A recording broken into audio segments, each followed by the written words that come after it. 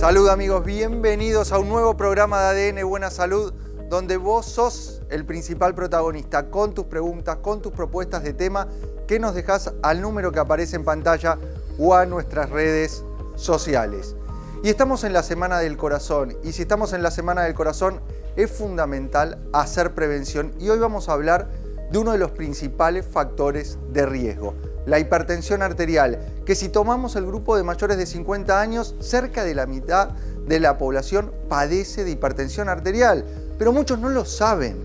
Y por el otro lado, aquellos que sí tienen el diagnóstico, frecuentemente se encuentran no controlados, y eso implica sostener el riesgo, y estamos hablando de algo que podemos modificar desde el estilo de vida y desde los tratamientos adecuados, reduciendo el riesgo de la principal causa de mortalidad en nuestro país y en el mundo entero. Estoy hablando de la enfermedad cardiovascular. Así que vamos a contar en el piso de ADN Buena Salud con la visita de un especialista para entender lo que implica la hipertensión arterial, cómo hacer diagnóstico, cuáles son los valores actuales que tenemos que tener en cuenta, cómo tomar la presión arterial con tu médico, en tu casa. ¿Podés controlar la presión arterial? ¿De qué manera? ¿Cómo hacerlo? Lo vamos a entender en el programa de hoy. Y además vamos a contarte un nuevo estudio, nuevos datos que vinculan el tiempo que pasamos con los celulares en la mano, mirándolo, con la enfermedad cardiovascular. Todo vinculado en esta semana a la salud del corazón. Pero quiero ir ya a saludar y recibir a nuestro equipo. Lo hacemos con fuerte aplauso. ¿Cómo andan? Doctor Gabriel Lapman, nefrólogo, cardiólogo, gusto saludarte. Un gustazo, la verdad que hoy un lujo, viene un profesor universitario a hablar de hipertensión, lo admiro mucho y me parece que vamos a aprender mucho sobre este tema que tanto me apasiona. Pero vamos a hablar de un tema, Milton, que mucha gente me pregunta, porque viste que a veces hablamos de nosotros sobre este síndrome de insulina resistencia, a veces infertilidad. Vos sabés que hay un síndrome oculto que se llama ovario poliquístico. ¿Por qué digo que es oculto? Porque no se detecta siempre en mujeres jóvenes, que se asocia a varios problemas, entre ellos la insulinoresistencia, la infertilidad, a veces hirsutismo, lo que es pelo en lugares donde no debería estar en la mujer, y digamos como que se pasa, ¿no? Nadie cree. Y muchas veces hay tratamientos hormonales que se usan de primera línea. Vamos a actualizar este tema y vamos a hablar también de otros tratamientos posibles, muy avalados por la ciencia, que realmente ayudan sin utilizar hormonas. Estamos hablando de la endocrinopatía más frecuente en mujeres de edad fértil. Afecta aproximadamente a 3 de cada 10 mujeres. Así que es muy importante este tema que nos trae el doctor Gabriel Lapman sobre el síndrome de ovario poliquístico. Nutri, Delphi Zimmerman, ¿cómo estás? ¿Cómo están? ¿Todo bien? ¿Cómo arrancó el día? Bien, muy bien. Tomando mate, por suerte, así que ¿Hubo arriba. gym hoy? Hubo gym. 6:30 de la mañana. Muy bien, ¿eh? ¿Qué hizo? A ver la rutina de la Nutri. Hoy hice, me tocó espalda y isquios y glúteos. Entonces hago uno y uno como para descansar en el medio. Muy bien, disciplina, la Nutri todas las mañanas. No negocios aparte. Por el bien de mis compañeros, más que nada. ¿Su tema? Tema de hoy, bueno, estamos en el mes rosa, que va a comenzar. Sí. El mes de rosa es el mes de la concientización sobre el cáncer de mama. Obviamente que vendrán especialistas, entiendo, a hablar de la importancia de los chequeos, pero también hay acá una pata muy importante que en realidad es la prevención, que es lo que hacemos en realidad un poco nosotros, y el rol de la nutricionista acá en la epigenética, que es decir, nosotros predisponemos, hay genes que predisponen, por eso es muy importante ver cómo está la familia para la detección, por ejemplo, de un cáncer, que te van a preguntar, pero antes de eso, en los hábitos, en la alimentación, en lo que hacemos nosotros todos los días, es donde en realidad terminamos de darle a ese gen la chance, ¿no?, de que pueda suceder o que se pueda desarrollar una enfermedad. Como dice una gran eminencia argentina, el gen es el arma, pero el que aprieta el gatillo son los hábitos. El doctor Gabriel Lapman, qué grande. Bueno, tampoco tanto. Gracias. Así que en realidad hoy lo que vamos a hacer, vamos a hablar de ese semáforo de epigenética, de esos hábitos que pueden apagar o prender esos genes. Y siempre que hablamos de enfermedad oncológica o de cáncer, la clave está en el diagnóstico precoz. Vamos a hacer todo para disminuir el riesgo. Esto no lo evita, disminuimos la chance, pero es fundamental los controles, hacer el control, mismo en el caso del cáncer de mama, que es lo que vamos a focalizar durante este mes, la autoinspección, la autopalpación, hacer esa consulta con tus médicos ginecólogos, porque con el diagnóstico precoz se salvan vidas. Más del 90% de tasa de éxito si logramos hacer un diagnóstico precoz de cáncer de mama. Licenciada Mariana Kers, un gusto tenerte. Un placer, como siempre, estar acá. Qué bueno vernos. Bueno, les voy a traer un tema que es complejo, que seguramente en casa van a decir, esto me pasó, que es el miedo a la soledad y las malas decisiones que tomamos cuando, por miedo a la soledad o a estar solos, empezamos a tener vínculos o relaciones con personas que no son saludables para nosotros. Entonces, ¿qué nos pasa con esto, no? Esto de estoy solo, estoy sola o la soledad, la diferencia. O sostengo una relación o sostener vínculos a largo plazo, bueno, para no estar sola, ¿no? Porque no me lo banco, porque no lo puedo sostener, porque no lo puedo resistir. Y la verdad es que a veces caemos, lamentablemente, en esto, en malas elecciones, en malas decisiones, que nos llevan también a una calidad de vida muy inferior, ¿no? Claro. Bueno, vamos a hablar de esto de la soledad, del miedo a la soledad, pero antes hay que pensar, porque nuestras neuronas se tienen que activar y para eso están los ejercicios que te proponemos todas las mañanas para utilizar nuestras neuronas, nuestro cerebro. Hay desafío, va a aparecer en pantalla. Es un desafío simple, sencillo para resolverlo rápido. Rápido lo quiero, ¿eh? Un joven estaba desayunando cuando se le caen los anteojos en la taza de café. Cuando lo saca se da cuenta que los anteojos no se mojaron. ¿Cómo es posible? Acá Mariana levanta la mano, ya lo sabe. Ya lo sabe. Landman se imagina ustedes en su casa pensando por qué lo sacó y no estaban mojados y se le cayó en el café. ¿Habrá café ahí? Era la taza. Estaba vacía. ¿Habrá café? Tenía café. Lo que no tenía, café tenía. Ah, el polvo. Bueno, café polvo. tenía. Agua, no tenía agua. No tenía agua. No tenía agua, Igual café una tenía. taza de café. Claro, una taza de café podía ser sin café. Una taza de café con café y no se enojó. Pero bueno, vamos ya a recibir al doctor Javier Schiavone. ¿Cómo estás? ¿Cómo estás? ¿Todo bien? Un gusto tenerte aquí presente para hablar de hipertensión arterial, un tema fundamental. El doctor Miguel Schiavone, jefe de la unidad de hipertensión arterial, cardiobetamolismo y dislipemia del Hospital Británico de Buenos Aires, coordinador de diplomaturas universitarias de la Sociedad Argentina de Cardiología. El tema tan importante, la hipertensión arterial. La verdad que sí, diste una muy buena introducción recién al inicio del programa, porque sabemos que la hipertensión arterial es el principal factor de riesgo para el desarrollo de morbimortalidad. Cuando decimos morbimortalidad, sí estamos hablando de muerte, pero también la morbilidad, o sea, todas las patologías que se asocian a la hipertensión arterial. El ACV, el infarto, los problemas renales y terminan en diálisis, la arteriopatía periférica, todas esas son patologías que deterioran la calidad de la persona y muchas veces también lo que generan son, digamos, cambios hasta en toda la familia, ¿no? Hablando un poco también de lo que tiene que ver con la licenciada, ¿no? De todo el entorno familiar, lo que implica el impacto en toda la familia. Una ACV, ¿no? Una ACV deja de ser invalidante para la persona que deja de trabajar, ¿sí? Que deja de ser activo, estar activo en la familia, pero también en todo el entorno que tiene que encargarse de esa persona. Y todo esto con este factor de riesgo que es controlable, que es diagnosticable, mediante la sencilla forma de la toma de presión arterial. ¿Cómo es esa toma? ¿Y cuáles son los valores que hoy tenemos que considerar? Milton, muchas veces decimos que la hipertensión, y aparece en muchos diarios y en medios, que la hipertensión arterial es el enemigo silencioso. A mí mucho la idea de enemigo silencioso no me termina de convencer, porque no es tan silencioso, lo podemos diagnosticar sencillamente con un tensiómetro.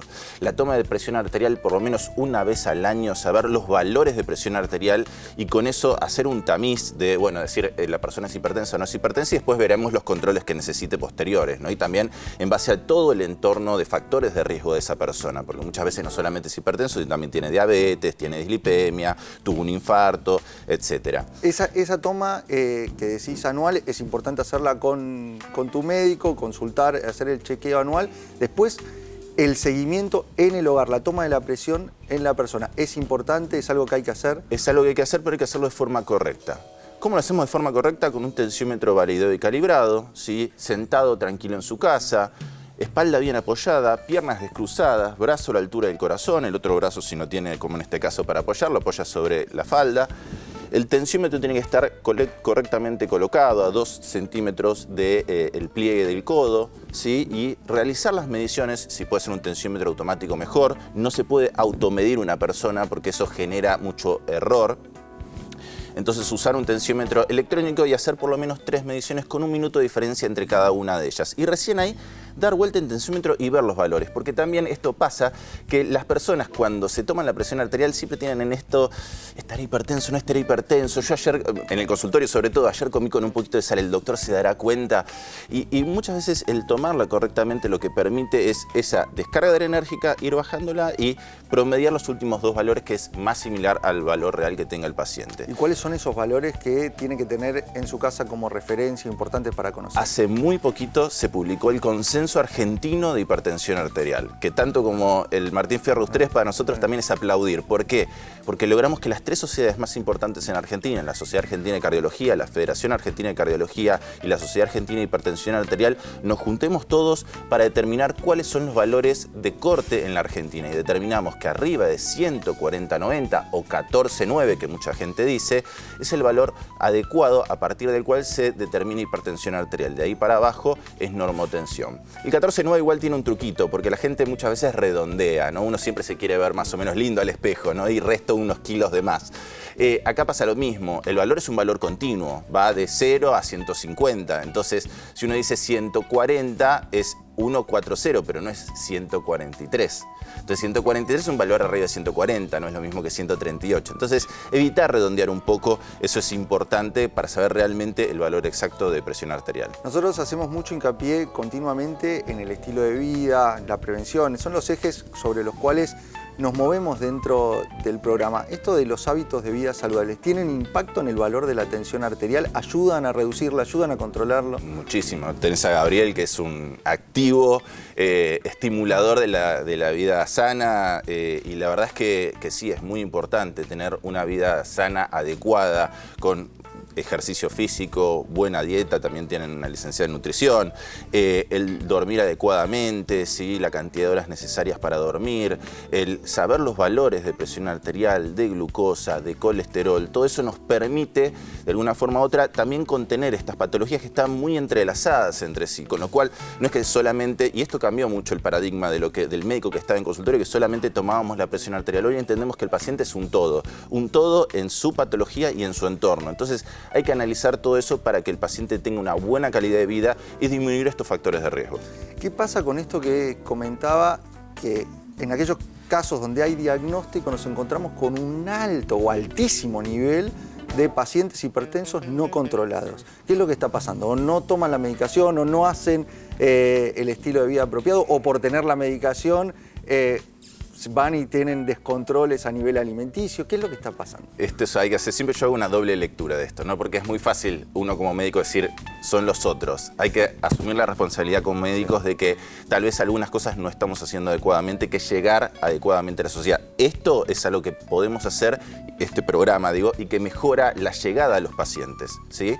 Pero por otro lado también la realidad es que en muchos casos las personas no se acercan, a pesar de que les damos herramientas, que una vez el médico instaura un tratamiento, el paciente considera que está ya tratado de por vida, y hay que controlar esos valores, porque el único factor de riesgo no corregible, que es la edad, va cambiando los años, las décadas, y eso también aumenta la presión arterial. Entonces tiene que hacer los controles adecuados, ¿sí? Y también, bueno, de alguna forma u otra, usar drogas que tengan evidencia científica, ¿sí? Que nos permitan un adecuado control de esta patología. Le voy a dar lugar al equipo que se sume con sus preguntas.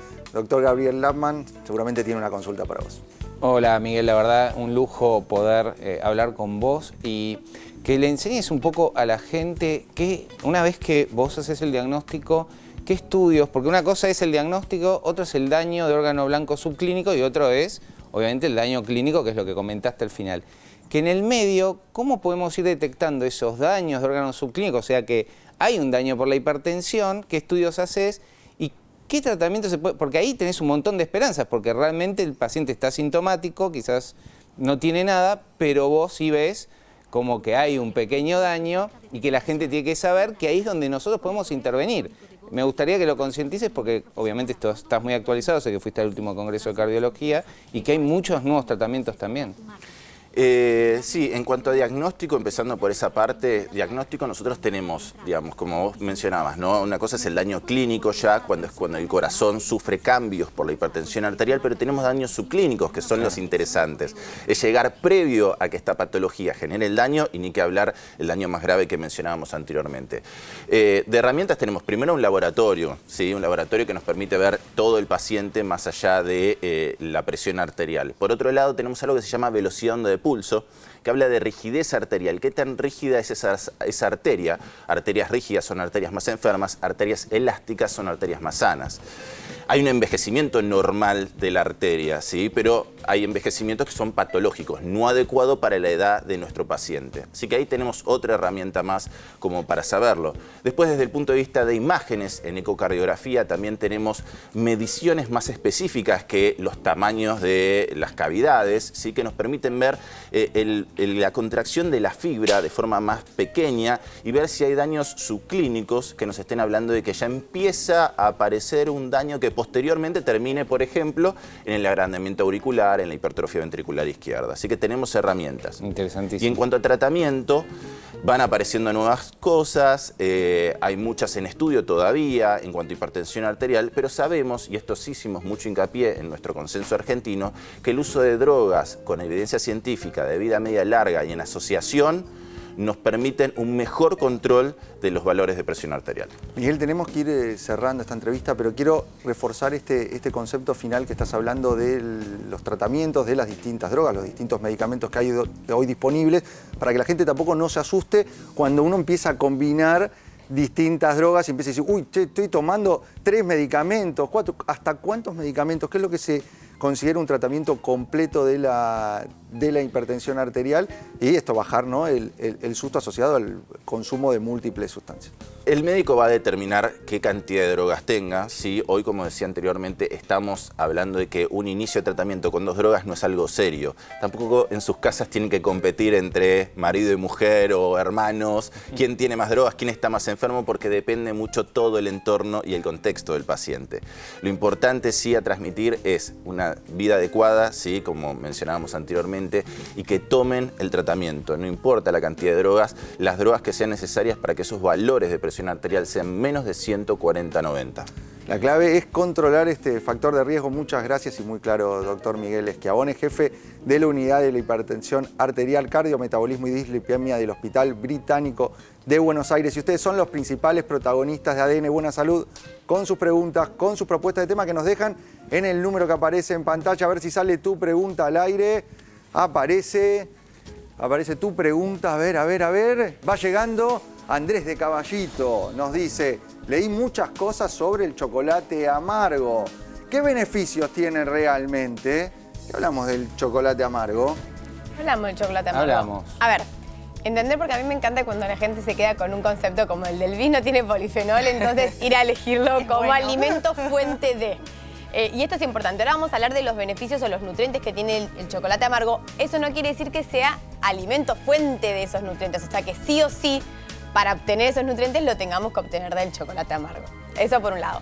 Por otro lado, es verdad que es una buena opción dentro de todos estos antojos dulces o cuando queremos hacer una preparación, utilizar amargo, porque lo que tiene el amargo es que tiene menos cantidad de crema, de grasa y menos cantidad de azúcar. A ver, ¿qué porcentaje? Claro, Juan, eso es lo que iba a ¿qué preguntar. porcentaje hablamos amargo? 70 si soy buena y en realidad más llegando a los 80, ¿sí? Eso, porque no solo que tiene menos cantidad de azúcar y grasa, lo que genera es mucho más saciedad, o sea, no te dan tantas ganas un chocolate bien amargo, aunque quieras, si te pongo a prueba, no te podés comer una tableta entera, porque el cuerpo como que sacia eso, y eso es porque tiene triptófano en parte, ¿sí? Que es un precursor de serotonina, que genera calma, que genera bienestar, por eso siempre vamos al chocolate cuando buscamos algo dulce. También tiene magnesio, también tiene antioxidantes, bueno, y histamina no es bueno. No es bueno para, claro. Digo como beneficio. Entonces por eso sería la elección, pero obviamente siempre considerando variar los nutrientes fuentes de magnesio. También tenemos la legumbre. No hace falta que siempre elijamos el chocolate, pero es una buena herramienta y dentro de todos los chocolates el mejor para elegir. Muy bien, nos tenemos que meter ya en las noticias. Nuevo estudio nos marca que pasar demasiado tiempo frente a pantallas afecta a la salud del corazón en jóvenes. Un reciente estudio hecho por investigadores de la Universidad de Copenhague encendió las alarmas sobre los riesgos para la salud cardíaca de los jóvenes que pasan demasiadas horas frente a pantallas, ya sea de celular, la computadora o la televisión. La investigación señala que el sedentarismo prolongado, asociado al uso excesivo de dispositivos electrónicos, se relaciona con un aumento de factores de riesgo como la obesidad, la hipertensión y niveles altos de colesterol, incluso en personas jóvenes. Los expertos advierten que estar sentado durante muchas horas al día puede afectar negativamente la circulación, el metabolismo y el funcionamiento del corazón. Además, la falta de actividad física regular agrava aún más estos efectos. La recomendación es limitar el tiempo frente a las pantallas, hacer pausas activas y asegurarse de incluir al menos 30 minutos diarios de actividad física.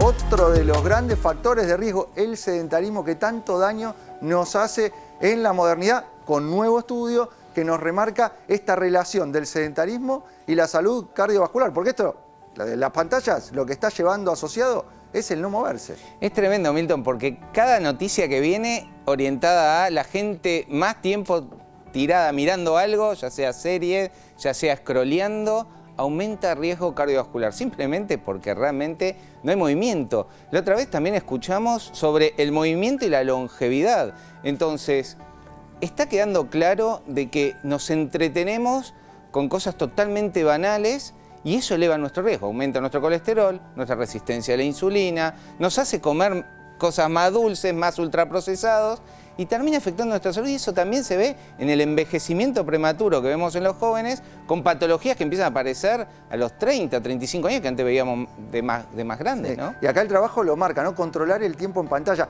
y también con los chicos, porque esto arranca desde las infancias, cuando los jueguitos, cuando se quedan y están horas y horas sentados y después lo ves con los 10 años sentados jugando a los jueguitos, pero lo ves con el adolescente de 18, 25, 30, que siguen sentados jugando a los jueguitos. Cada vez más se ve esto. La otra vez había puesto una imagen en el... No sé si puse en el Instagram, no me acuerdo dónde lo puse, pero era así.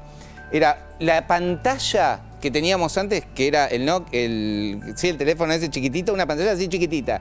Y hoy la pantalla es así. Imagínate, va creciendo la pantalla, más tiempo de exposición, más riesgo, más eventos. Y como explicó el doctor recién, todo esto silencioso va construyendo una enfermedad que un día detona a los 40, a los 45. Esa es la famosa de tu hipertensión, tu infarto se construyó desde los 20, de los 18 y detonó a los 50. Claro, y va a tener un impacto en tu calidad de vida. Totalmente. Está claro que la medicina evoluciona. La tecnología asociada a la medicina evoluciona, el conocimiento evoluciona. Y hoy la expectativa de vida aumenta en base también a todo eso. El tema es de qué manera vamos a llegar a vivir y disfrutar esos años que todo esto está logrando que alcancemos. Y eso lo empezamos a construir desde las infancias, desde nuestra adolescencia. Exactamente. Con las pantallas o moviéndonos. Uno elige de qué lado está. Sí, totalmente de acuerdo. Me parece que el mensaje es menos pantallas, más movimiento. Clarísimo. Bueno, tenemos que hacer un breve corte, Gaby. Dale. Pero cuando volvemos, el doctor Landman nos va a estar hablando de esta endocrinopatía tan frecuente en mujeres de edad fértil. Estoy hablando del síndrome de ovario poliquístico. Afecta a muchas chicas y vamos a conocer cuáles son los síntomas, cómo detectarlo, qué es lo que podemos hacer para mejorar ese cuadro a nivel general. Delphi nos va a estar hablando en el mes rosa, donde tenemos que concientizar sobre el cáncer, fundamentalmente de mama, cómo afecta la epigenética, todo lo que podemos hacer para buscar la prevención del cáncer de mama. Y la licenciada Mariana Kers, ¿de qué nos va a hablar? Del miedo a la soledad. A ver cómo enfrentamos ese gran miedo a la soledad. Quédate porque enseguida volvemos. Ahora, breve corte.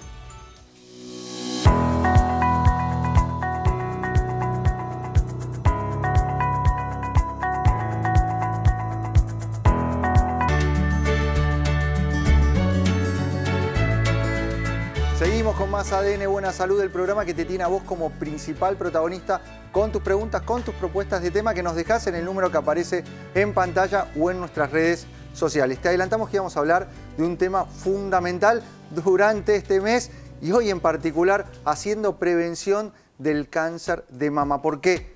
la mejor intervención siempre es la prevención. Y en esto quiero destacar la importancia también del diagnóstico precoz. El no tenerle miedo a este diagnóstico, porque a partir de ese diagnóstico podemos instrumentar medidas y hoy sabemos que con el diagnóstico precoz el 90% de los cánceres de mama diagnosticados van a tener una evolución favorable. Pero para eso es fundamental la consulta, la autoinspección, la autopalpación de mama, hacerle el chequeo anual, tus controles, y de esa manera, si hay una enfermedad en curso, la vas a poder detectar en los primeros estadios y eso te va a dar la sobrevida que necesitas. Pero en la previa tenemos mucho para hacer, desde la prevención, y para eso a mi lado la licenciada Delphi Zimmerman.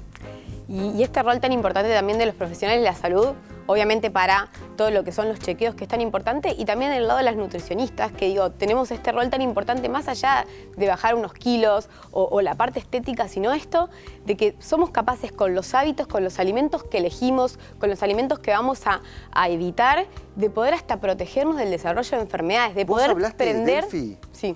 Vos hablaste de epigenética. ¿Qué es la epigenética y cómo influye en todo esto? Bueno, nosotros tenemos los genes que son los que predisponen, es como que nos van habilitando a ciertas cosas, ¿sí? Que eso es verdad, nacemos con eso. Ahora, y es cuando te preguntan, bueno, ¿tenés familiares o padres o hermanos con ciertas enfermedades? Porque eso habla de cómo están tus genes ya predispuestos. Ahora, lo que nosotros hacemos en el día a día, o sea, el medio ambiente en el que crecemos, lo que nos alimentamos, cómo nos sentimos, el estrés, los hábitos, pueden prender o apagar ciertos genes. Entonces terminan modificando en realidad nuestra genética. La epigenética es lo que rodea lo que ya está escrito y lo que podemos nosotros cambiar. El poder que tenemos en realidad para decidir cómo nos queremos sentir, para decidir si queremos estar protegidos o desarrollar o no una enfermedad, y es mucho el porcentaje que podemos cambiar con los hábitos. O sea, la carga hereditaria que tenemos y estos factores con el estilo de vida, con la alimentación, nos van a ayudar a prevenir. Podemos bajar el riesgo de una enfermedad como el cáncer de mama hasta un 40% aplicando estos consejos, teniéndolos en cuenta. Vamos a ayudarnos a reducir el riesgo de esta enfermedad y de mejorar nuestra salud a nivel general. Así que es importante empezar a repasar distintos factores y hábitos que potencian esa predisposición que vos tenés. ¿Cuáles son? Veo en el centro, por ejemplo, el cigarrillo. Exacto, tenemos acá como en la mesa un semáforo, ¿no? Lo rojo y lo verde.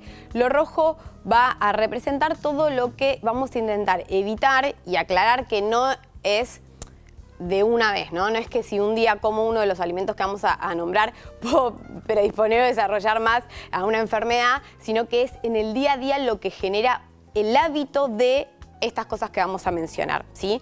Entonces, bueno, principalmente antes de entrar en los alimentos está el cigarrillo, que oxida el cuerpo. Entonces, más allá de toda la relación que tiene con el cáncer de pulmón o con el daño pulmonar, es en realidad lo que genera el cuerpo, lo deja de proteger, hace que nuestras células estén tan débiles que así es donde se empiezan a desarrollar las enfermedades. Habitualmente se relaciona el cigarrillo con esto, con enfermedades pulmonares, pero va mucho más allá. Lo hemos visto relacionado obviamente con la enfermedad cardiovascular, la primera causa de muerte. Estamos en la Semana de la Salud del Corazón y es uno de los principales hábitos a modificar. Y no solo queda en el pulmón, no solo queda en el corazón, sino como lo vemos en este caso, está en el centro de los hábitos tóxicos que nos trajiste, aumentando el riesgo, la predisposición del cáncer de mama en este caso. Exacto. Así que bueno, obviamente entiendo que es un hábito muy difícil, pero que es muy importante poder trabajar en eso, porque tiene en serio, como hablamos de ese 40% que baja tener hábitos saludables, el cigarrillo sube mucho, mucho el porcentaje de poder desarrollar enfermedades no transmisibles como el cáncer. Por otro lado, tenemos parecido, digamos, a estos hábitos tóxicos, que no sea alimento, el alcohol. Y de nuevo, no estoy hablando de una copa de vino cada tanto, sino constantemente exponer al cuerpo a tener que el hígado, digamos, destoxificar las drogas que tiene el alcohol constantemente, pone todo el tiempo al cuerpo en amenaza, lo pone en una inflamación en realidad silenciosa que hace que después tengas más chances de desarrollar este tipo de enfermedades. Todo lo que estamos hablando es con la continuidad, con la habitualidad. Si vos pasás a tener esto en el centro de tu vida, el cigarrillo, el alcohol en forma excesiva, más allá de esa copa que tenés para compartir con alguien durante una cena, los alimentos que vamos a ver en la mesa. Si en eso se basa tu dieta de todos los días, estamos ante un problema aumentando el riesgo, no por el consumo ocasional. Y esto lo quiero marcar porque no es cuestión de asustarse, uy, comí una galletita o incorporé un edulcorante o uso 2 sobrecitos o pongo unas gotitas un día. El tema es si me paso, si hago esto todos los días de mi vida y me baso únicamente en este tipo de alimentos o este tipo de estilo de vida. No, y además hay una realidad, que esto es lo importante. En realidad, hoy nosotros vamos a vivir muchos años, entonces si yo arranco con este tipo de hábitos y sobre todo donde no hay tanta conciencia, que es en la adolescencia, y yo sostengo eso a largo plazo, no es simplemente por consumir todos los días, pero todos los días, a tantos años, es que al cuerpo le va a empezar a generar un daño. Por eso está bueno que cuando uno cambia los hábitos, es algo que sostiene. Cuando uno se acostumbra a comer saludable, cuando uno se acostumbra a hacer actividad física, es muy difícil que vuelva de repente a tener todo esto en su vida. A ver, ¿qué alimentos pusiste? Veo unas galletas, una pasta flor ahí. Esto está representando los ultraprocesados, pero no solo, y este es el problema, está en las galletitas o en una torta. En el día a día nuestro, en cosas que queremos saludable, que puede ser desde un yogur hasta unas galletitas integrales, hasta en un pan lactal, tenemos procesados, que es excesos de quizás químicos para conservar los alimentos, que eso para el cuerpo claramente es una amenaza, es algo extraño, exceso de edulcorantes, que si bien se creía que es mejor que el azúcar, también genera, digamos, un daño desde la insulina hasta la respuesta que el cuerpo tiene con ese químico, el exceso de azúcar, que sí es uno de los nutrientes que creo que se relaciona y se tiene en cuenta que ayuda a alimentar en realidad las células cancerígenas, entonces cursando o como también preventivo, evitar o bajar mucho el consumo de azúcares blancas y las grasas saturadas o trans en exceso también. Y ahí veo también los embutidos, que hemos visto ese trabajo que por las sustancias que se utilizan para conservarlos aumentan el riesgo de enfermedades oncológicas, y a esto se le suma cuestiones medioambientales que están presentes y que tenemos que tener en cuenta. Hoy sabemos que el exceso de plásticos de alguna manera está impactando en nuestra vida, en nuestra salud, las ondas con las que vivimos, el exceso de químicos en los cultivos, pero no hay que obsesionarse. Ahí tenemos detallados los que son los efectos que aumentan la predisposición. Vamos con los que nos protegen. Y nos olvidamos mencionar uno que todos vivimos, que es el estrés. El estrés. Entonces, no es chiste cuando hablemos de mejorar el descanso y el estrés, porque en serio implica... Bueno, y ahí lo tenés como dentro, veo el antifaz representando esto, el buen descanso. Así que en el semáforo verde, en los que nos va a ayudar a protegernos en estos pequeños hábitos que parecen quizás simples, pero si nosotros los sumamos y los sostenemos a largo plazo, van a ser protectores y van a ayudar a nuestro organismo y nuestras células protegerse, sentirse mejor y apagar esos genes que hablábamos que podían llegar a predisponer. Entonces, quiero meterme en los alimentos que vos recomendás para bajar esta predisposición. Acá tenemos fruta. En la fruta vamos a ver representado dos cosas muy importantes. La fibra, que es muy importante, protectora cardiovascular, pero para todo nuestro organismo, para nuestros intestinos, y algunos nutrientes presentes en la fruta que son antioxidantes, como la vitamina C, por ejemplo. Eso lo vamos a encontrar en cítricos, en frutos rojos, arándanos, frutillas, kiwi, y eso tiene mucha... como hablamos que el cigarrillo oxidado, bueno, la vitamina C tiene este efecto antioxidante, o sea, protege a las células, las hace más fuertes para que puedan protegerse y evitar este desarrollo de enfermedades. Tenemos acá brócoli, representado por los coles, que también tienen mucha protección antioxidante en nuestro organismo y antiinflamatorio. La cúrcuma o algunas de estas especies que podemos usar que también tienen efecto antiinflamatorio para todo esto de permitirle al cuerpo poder protegerse mejor. Salmón con omega 3, que es un nutriente clave en la protección, lo hemos visto vinculado sobre todo a longevidad y a calidad de vida. Además sabemos que por su poder antiinflamatorio disminuye el riesgo y la predisposición a enfermedades oncológicas con mucha evidencia. Vemos semillas también con el aporte de fibra, que es fundamental. Fibra, omega 3 vegetal, pero también algo de omega 3. O sea, lo que nosotros nos tenemos que asegurar desde el lado de alimentos, además de los hábitos saludables, es que todos los días en nuestro día a día, esto que yo mencioné, es decir, una fruta, un vegetal de hoja verde, una semilla, alguna fuente de omega 3, esté presente. Pregúntense si todos los días uno de todos estos nutrientes en cada comida lo tienen presente, porque esto a largo plazo sostenido va a ayudar obviamente a generar una protección en el organismo. Muy clara como siempre nuestra Nutri Delphi Zimmerman. Vamos a la mesa con el resto del equipo porque quiero meterme en la columna que nos propone la licenciada Mariana Kertz sobre el miedo a la soledad. Así es, Milton. Vamos a hablar un poco de esto de la soledad o la diferencia con el estar solo. En principio, estar solo o estar sola tiene que ver con el acto objetivo de no tener compañía, no estar con nadie más. En ese momento, la única persona con la que estás es con vos mismo o con vos misma. Pero la soledad es una sensación, tiene que ver con nuestra subjetividad. ¿Les ha pasado alguna vez estar con más gente y sentir que están en soledad? Sí. Como que no encajan en un lugar, como esta sensación de... ¿Qué hago acá? ¿Qué estoy haciendo? ¿Qué hago Y acá? esto en casa seguramente... Me pasó hace poco. ¿También? Bueno, estas cosas... Ella se Te acuerda. lo pido, por favor. Estas cosas que nos van pasando muchas veces de signos de interrogación que se empiezan... Me hiciste acordar. Estos signos de interrogación que se empiezan a abrir, es como, bueno, como una situación que genera mucha confusión también en cuanto a... Bueno, tiene que ver con esto de esta soledad hace que yo empiece a vincularme con otras personas sin tener ganas de estar con esas personas. ¿Qué me pasa con la posibilidad de decir basta, de poner un límite, de entender que ahí donde no estoy sintiéndome a gusto es el lugar para decir que no, es el lugar donde no tengo que permanecer? Y obviamente esto va a impactar, e impacta generalmente de manera negativa, obviamente. ¿Por qué?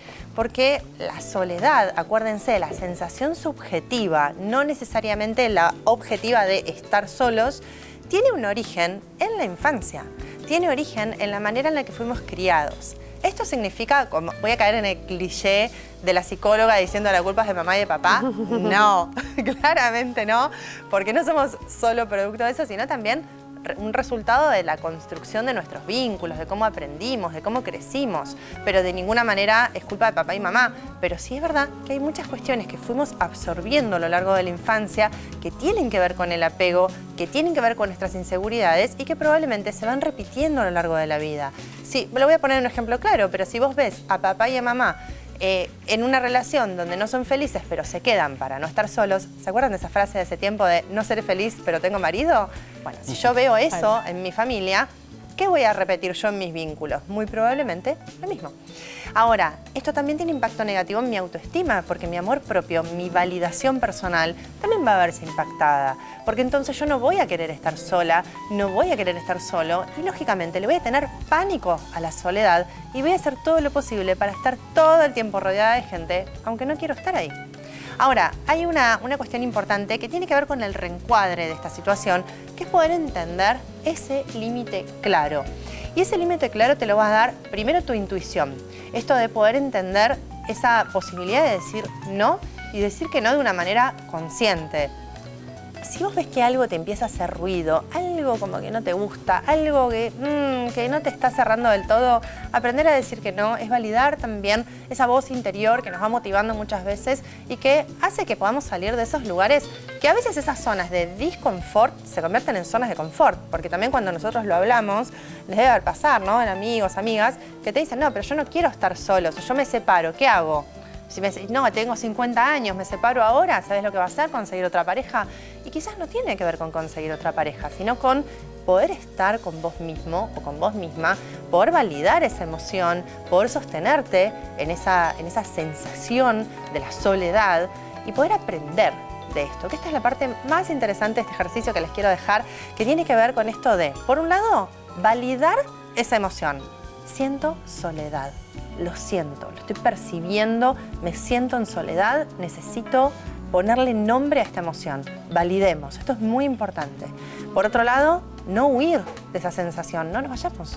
¿Te estás sintiendo solo o sola o estás sintiendo soledad en tus vínculos? Es muy importante hacernos estas preguntas. Como siempre les digo, seguir preguntándonos cosas para seguir abriendo, no para cerrar, para encapsular, sino para seguir abriéndolo. Por otro lado, una red de contención que nos pueda justamente acompañar y que nos pueda guiar, que nos pueda orientar en ese proceso, hacer terapia. Esto es muy importante, hacer terapia, y sugiero no terapia psicoanalítica, sino terapia cognitivo-conductual que te pueda dar herramientas, recursos pragmáticos, concretos para resolver ahí en el día a día. Y que la soledad no sea una tristeza a atravesar, sino una verdadera oportunidad de autoconocimiento y de autorreflexión. Muchas gracias, licenciada Mariana Kers.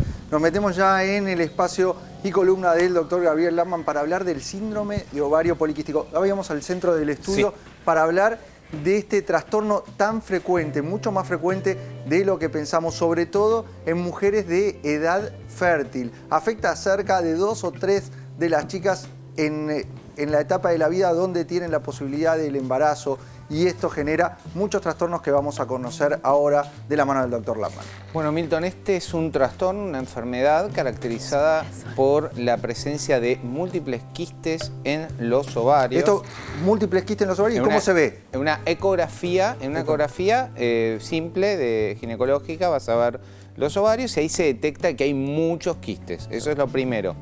Y esto genera el motivo de consulta, lo que lleva a la chica a la consulta es, primero principal, es que tiene trastornos en el ciclo menstrual. Quiero mostrar una placa con diferentes signos y síntomas, porque digo, Milton, antes de empezar y contarlo, mucha gente que tiene este síndrome no lo escucha en la televisión y no se comunica. Y esto es muy importante lo que vamos a decir. Hay mucho subdiagnóstico de esta enfermedad de ovario poliquístico, y que quizás vos te podés ver o sentir representada con los síntomas que te vamos a comentar ahora, o quizás lo ves en tu hija o lo ves en tu nieta. Entonces, presta atención a estos síntomas porque es un cuadro muy frecuente y que se puede tratar, se puede corregir. Para eso es fundamental el diagnóstico. Entonces tenemos los quistes en ovario, que lo vas a ver con la ecografía.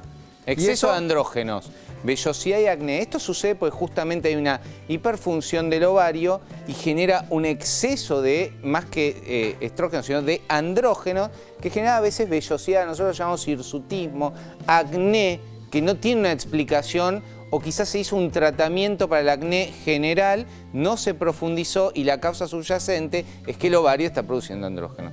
Número 3, alteración del ciclo menstrual. Muy frecuente que tu hija, tu nieta, o si estás viendo el programa, tenés ciclos que van alterándose, entonces no sabes si te va a venir el ciclo, la menstruación o no. Entonces eso genera, el periodo, eso genera infertilidad. O sea, tenés ciclos irregulares, incluso hasta la ausencia del ciclo menstrual puede estar asociada a este cuadro. Muchas veces el diagnóstico llega en la búsqueda del embarazo. Exactamente, Cuando la chica empieza a buscar el embarazo, quizás se detecta, a partir de todos los estudios que se hace, la presencia del síndrome de ovario poliquístico, pero lo podemos hacer antes y corregirlo, todos estos factores que nos está comentando. Esto es central. El 4 y el 5 me parece es muy importante, Milton, porque acá estamos hablando de algo que decís, bueno, es algo ginecológico. No, no.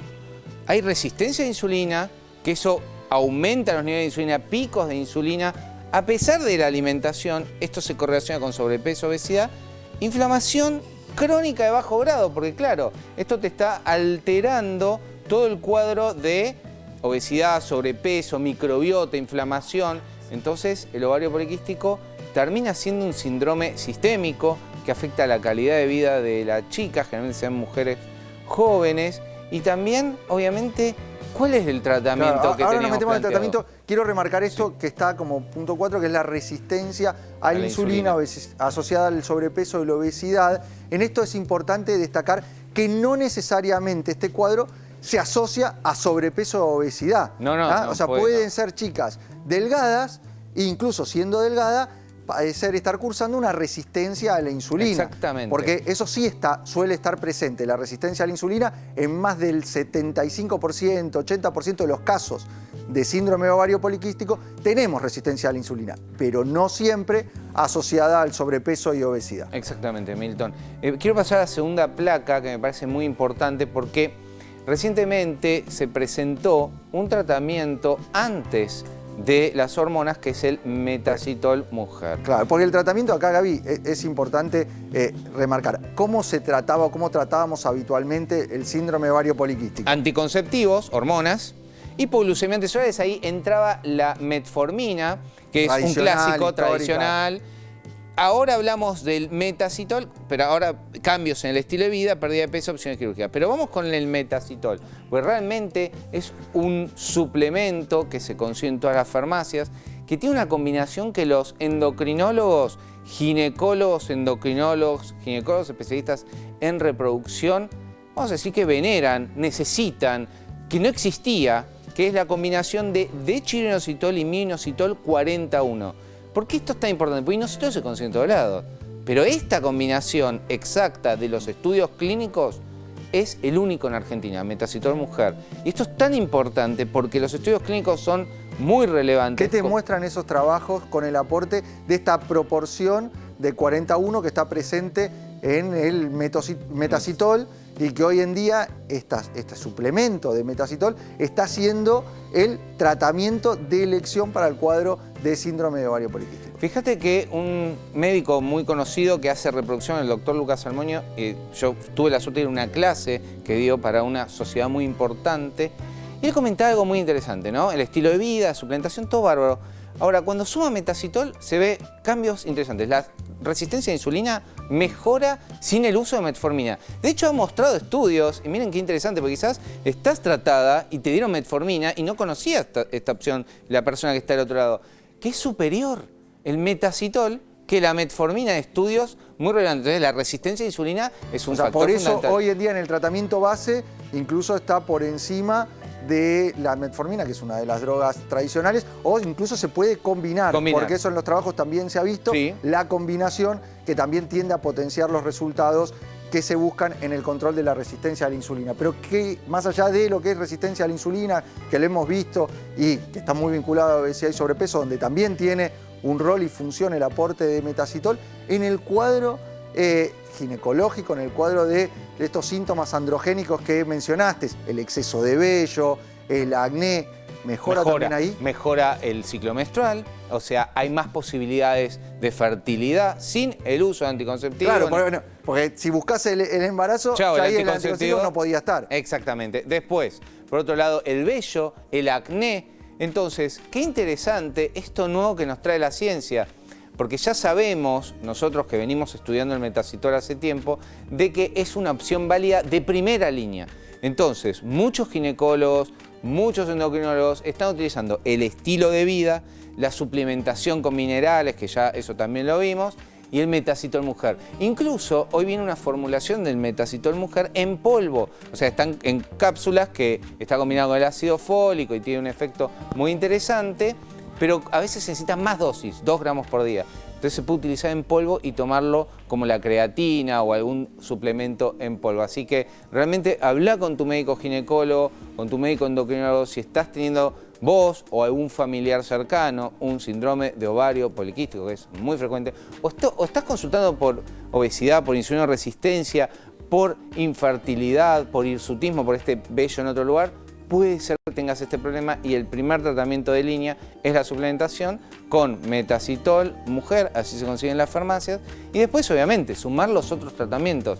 Pero antes no lo teníamos disponible esto. Mientras se presentó en el Congreso de Endocrinología este tratamiento con mucha aceptación de todos los endocrinólogos. Fundamental, y en esto remarcamos la consulta con tu médico para hacer diagnóstico. Si te sentiste identificada con estos síntomas, es buena la consulta. Si lo ves reflejado en tu hija, en tu nieta, incentiva esa consulta porque con el diagnóstico podemos instrumentar distintas medidas, obviamente desde el estilo de vida, el paso por la suplementación con el aporte de Metacitol, que lo conseguís en cualquier farmacia del país, y en caso de que sea necesario utilizar otra medicación que te va a ayudar a controlar este cuadro, porque sí se controla. Porque muchas veces lo que vemos es chicas que tienen el diagnóstico y que bajan los brazos, dicen no encuentro solución. Bueno, lo que se ve hoy en día es que sí hay respuesta y la respuesta es muy positiva. Vamos, Gaby, a la mesa.